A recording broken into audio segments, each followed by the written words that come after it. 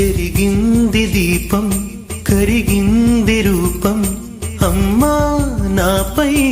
ఏమంత కోపం కొండంత శోకం నేనున్న లోకం నన్నే చూస్తూ నవ్వింది శూన్యం నాకే ఎందుకు శాపం జన్మల గతమే చేసిన పాపం పగలే దిగులైన నడిరేయి ముసిరింది కలవర పెడుతోంది పెను చీకటి ఊపిరి నన్నొదిలి నీలా వెళ్ళిపోయింది బ్రతికి సుఖమేమిటి